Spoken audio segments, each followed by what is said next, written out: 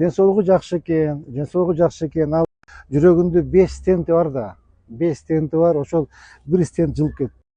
Бир стент ошол как раз президенттен уруксат сурагам дейт. Уруксат сураганмын.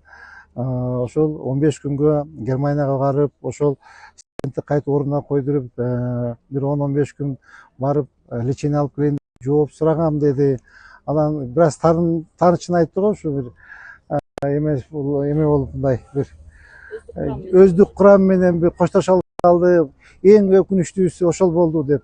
Эми эки достун өздөрүнүн мамилеси да эми чакырып өздүк курам менен мен ойлойм сүйлөштүрсө керек, коштоштурса керек. Эми аягын өздөрү билет да, бизге караңгы. Биз ош жагында оңдо дедиңер, биз оңдоп атабыз. Буюрса Ташиев мен билбейт экен. Буюрса келип калат. Сиз дагы ар кандай чечимдерге макул болосуз да эми? Вообще мен президенттин чечимине биз макулбуз. Эгер азыр кетешим десе, я готов написать заявление, сейчас уйти.